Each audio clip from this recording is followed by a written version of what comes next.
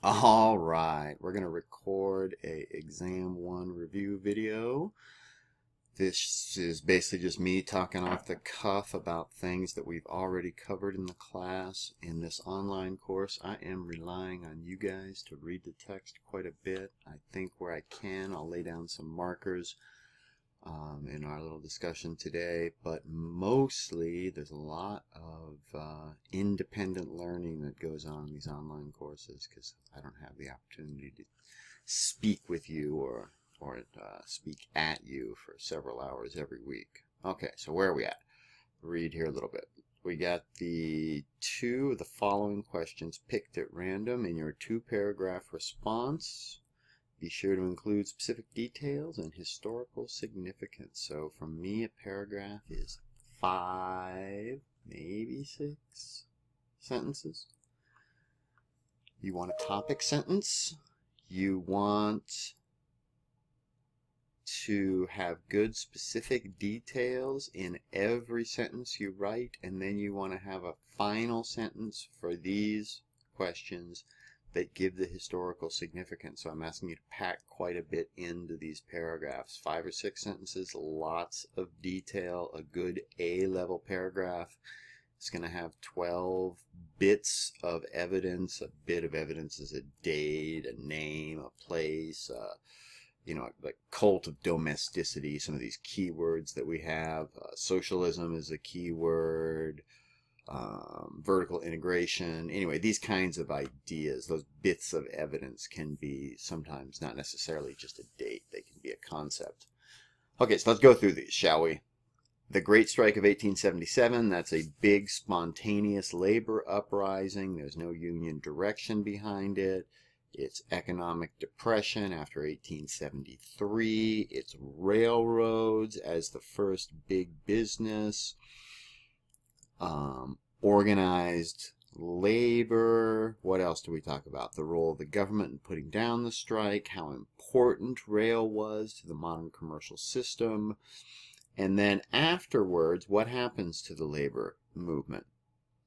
Big broad trends in American history. You can talk about American Federation of Labor, you can talk about the Knights of Labor, you can talk about the Industrial Workers of the World, you can talk about the Socialist Party. Some binaries are skilled versus unskilled. You can talk about secret versus open. Remember, the first Knights of Labor were secret, and then they opened it up, and then ultimately with Gompers, you get 8-hour days, you get 40-hour weeks, you get bread and butter unionism. You also have people who call for more government intervention. The populists fit in there a little bit, and they're targeting union workers as well. So don't forget about the populists for that really super duper response. Bring in that textbook. All right, Jim Crow South. We watched the film Slavery by Another Name, which give you a horrific but possibly new perspective on Jim Crow South. We already knew about Plessy v. Ferguson and Separate but Equal, but reinforce that notion. Lynching is a big part of it. That's what Ida Wells responds to, is lynching in the South. Don't forget Booker T. Washington and the Tuskegee Institute and his economic progress, his notion of separate as the fingers. We can talk about, blanking out his names, W.E.B. Du Bois, right, or Du Bois, however you want to say that. I'm not sure what the proper pronunciation is, and I didn't bother to check for our little discussion today. Sorry about that. And the NAACP, you can talk about that. You can mostly talk about how Jim Crow recreates a kind of slavery in the South, right? A legalized discriminatory system. And if you include, if you include the film and incarceration, it's really, really quite a thing. Okay, moving on. Immigration. There's the one rant, PowerPoint about this. There's a pretty big cliche, big movement in American history, and that is after about 1880, the immigrants into America become strange, is the simple way to put it. They are... They have different complexions, they have totally different languages, they dress quite differently, they have a different religion, and it causes native-born Americans to freak out a little bit.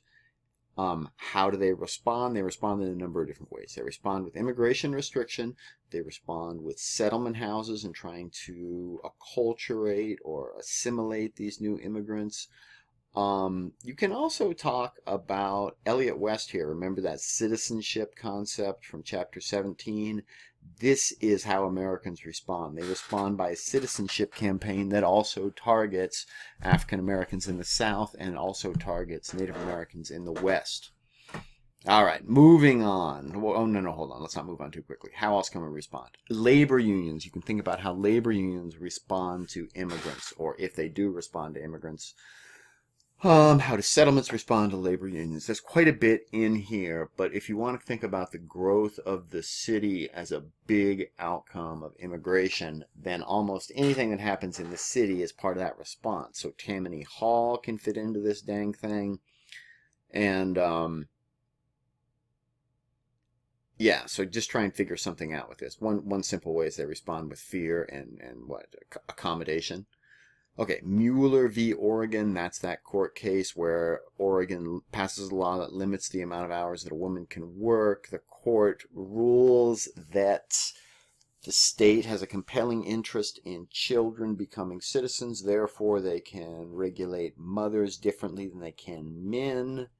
And this is a strange thing because by the 1920s you have women, you have feminists of the time calling for the Equal Rights Amendment, most notably Alice Paul.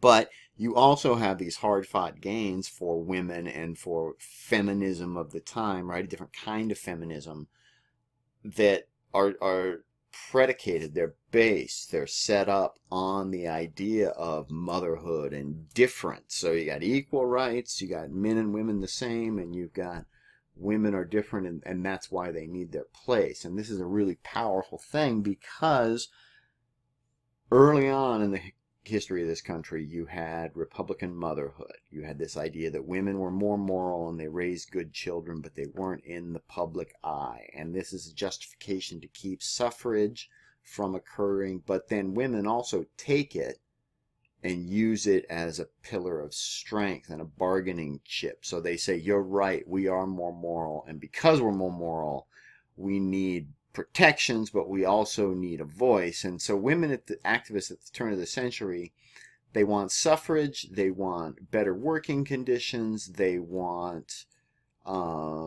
child labor, they want child education.